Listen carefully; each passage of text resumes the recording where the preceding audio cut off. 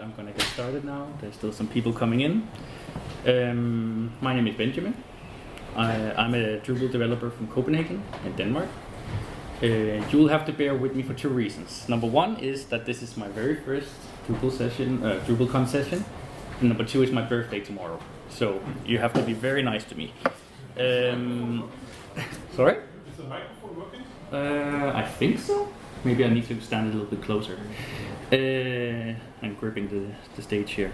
As I said, I work for a digital agency called Reload, and this talk will be based around a project that I did while working there. So, what is this talk about? Well, it is what I would consider the worst nightmare for a digital agency, probably for many developers. It will be about how when you have clients that have needs, that means they have to install their own modules, their own Drupal modules. It will have examples from real life projects, as I said. It will be an open talk about ongoing learnings. And it will be mostly about the configuration system in Drupal that is otherwise really good, but in this case has been kind of a headache. In the end, I don't know how much time I will have, but I hope that there will be time for some questions to freak me out. So, who's the client? Well, the Digitale Folkebibliotek, or in English, the Danish Public Libraries, is an organization that is fairly unique in the constellation it's built up. It is an organization that is owned by the 245-ish public libraries across Denmark. And for context, Denmark has around 6 million people, give or take. They have been using Drupal for over 15 years, so that is quite impressive also. They started with Drupal 6 and now we are in Drupal 11 almost. Denmark in general as a society is very digitalized, and DPL is also very digitalized. So on the website you can reserve books, you can even consume materials like ebooks and everything. Like, it's a very digitalized public library. So let's talk about the technical solution, which we call DPL CMS. It's part of a greater suite of software solutions for DPL. The DPL CMS is the Drupal part. As a technical solution, it's over 100 different sites, 100 different individual Drupal sites, and they're all using this Drupal-based open source code base. So it is open source. You can see it up there, the link. The vast majority of these sites are hosted by the company I work for. Then there's a few that uses a fork, and then there's a few that does it a little bit differently. But mostly we host it with Lagoon and Kubernetes. And this is not like a classic multi-site where you have one site and you have many different sub-sites on that. No, each site has their own environment, their own database, their own file system, everything. Yeah. So the thing that makes this project a little bit interesting is that they have a concept called webmasters. So we have the editor sites that we call, editor sites, and they're basically like a usual client setup that they have some, we set up a site for them, they have some predictable settings they can change with state system, but they also have these webmaster sites, and they're around 15%, so it's not just, it's a minority, but it's not, it's a substantial minority, and they are allowed to add their own modules. That's because in these libraries, seeing as we have some libraries that are very, very small, both physically but also in terms of how many people work there, so they have very few resources. And then you have other libraries like the Copenhagen libraries that it spans over several physical libraries and has different needs than the smaller ones. The balance with this technical project has been, how do you keep these webmasters still in sync with the DPL CMS without breaking their own work, without breaking their own custom modules. So if we talk about the editor sites, that is more a usual client-side setup. That for me, as I work in a digital agency, so we usually have full control of the code base, we usually have full control of the configuration files. So we can do a deployment where we say, okay, overwrite all the configuration with just sim. And if we do have settings that need to persist, we use the state API.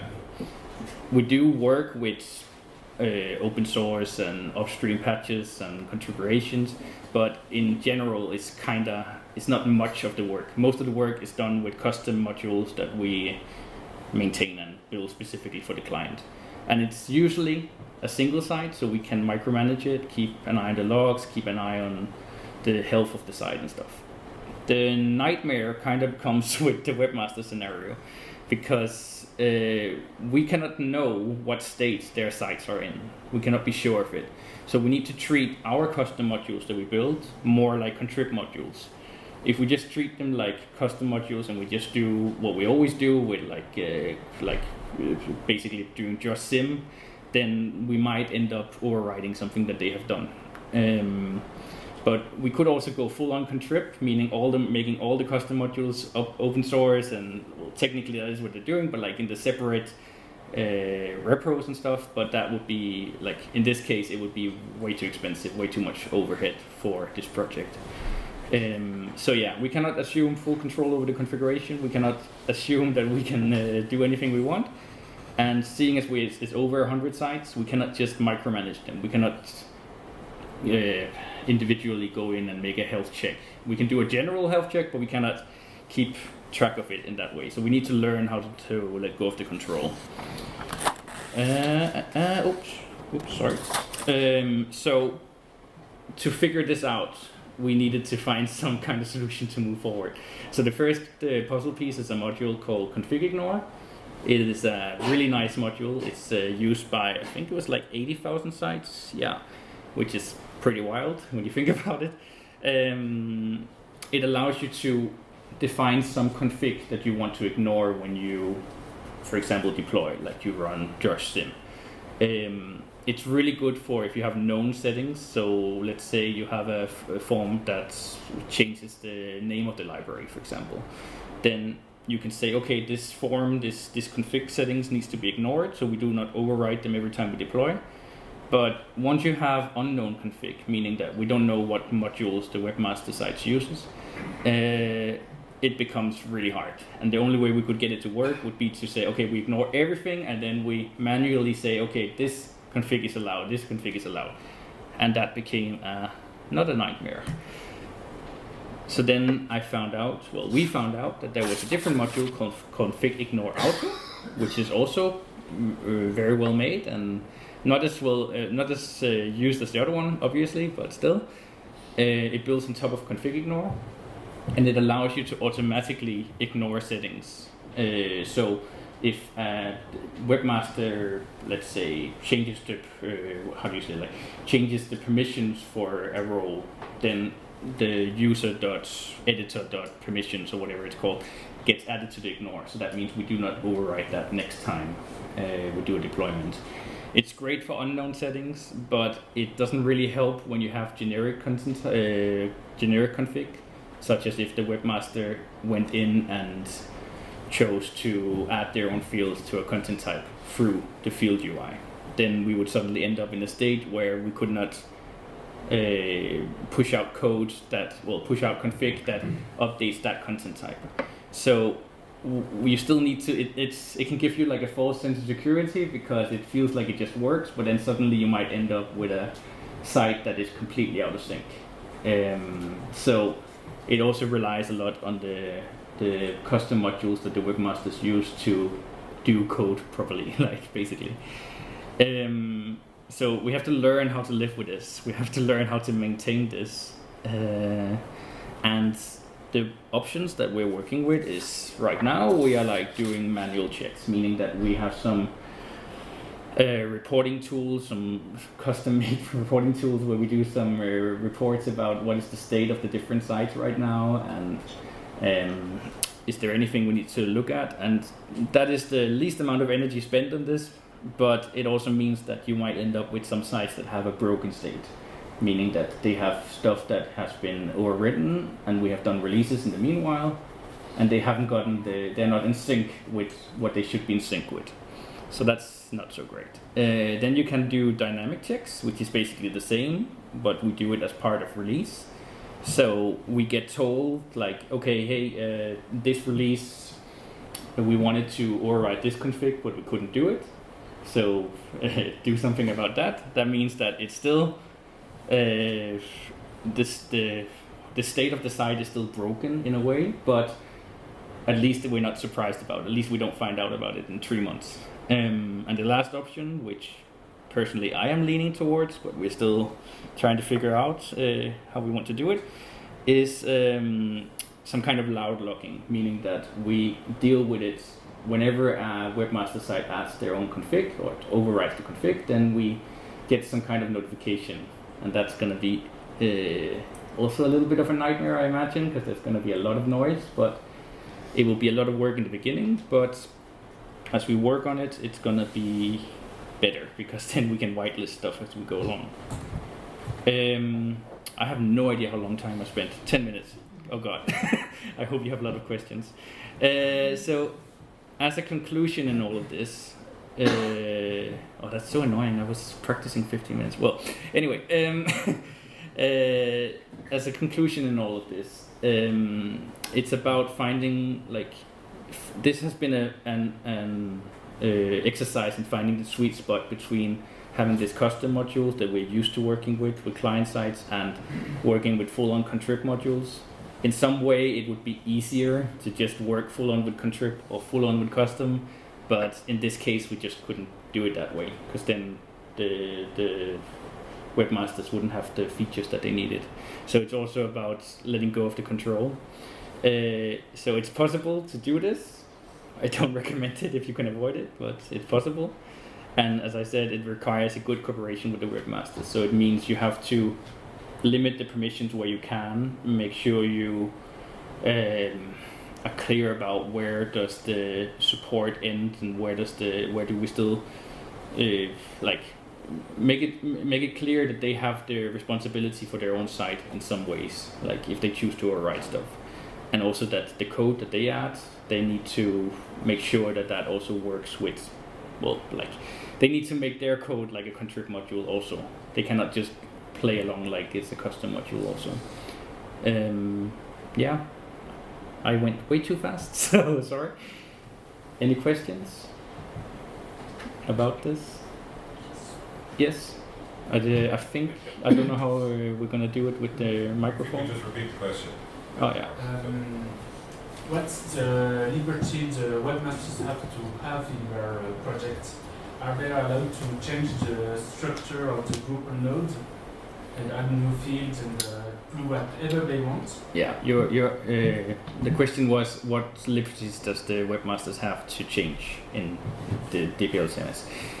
Basically, they own the site, so it's not that the umbrella organization, what you call, like a DDF, it's not like that they own the site. Like the individual sites, they own it. Like so they have freedom to do whatever they want, basically.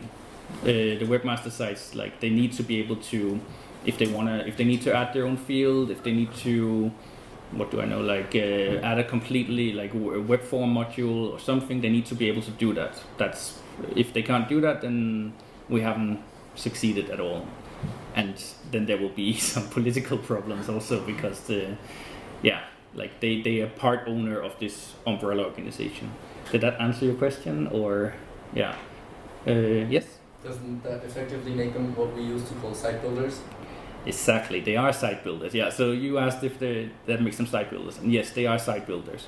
But some of the because there is a big difference between the different libraries in terms of resources, then some of them also have their own development department.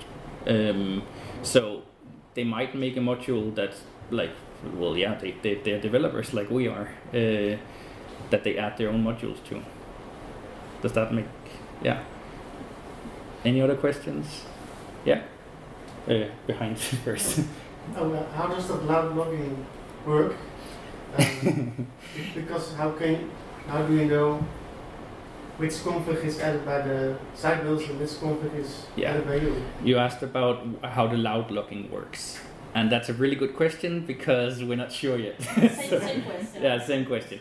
So that is a way of working with it. That it could be that it's it notifies us when something has changed, and then we have to whitelist as we go. If we don't whitelist, meaning that if we don't say, okay, this is okay in the future, or then it would be impossible to work with, because then it would constantly be constantly be notifying us about changes that we don't really want to act on.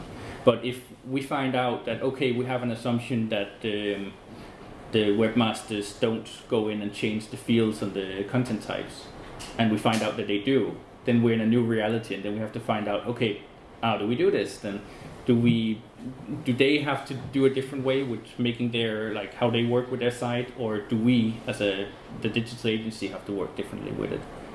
Did that make sense, or did that answer the question? Well, sort of. I imagine now that the loud logging is that you regularly check if config is overridden on sites or not. Yeah, the point was that, like, whenever something gets added to the ignore list of config that is ignored, then it could notify us as a digital agency above everything, and then we have an idea about what's happening on these webmaster sites. Okay, it works in combination with the config ignore auto. Yes, exactly. So we will still use config ignore auto, but it would be whenever something is added through config ignore auto, it would notify us. It's not something we've built yet, so it's not so there's probably some blind spots I'm missing here, but yeah, that's the idea. You still need to build the logging. Yes. Okay. We're in the process of figuring out how we want to do this. Yeah.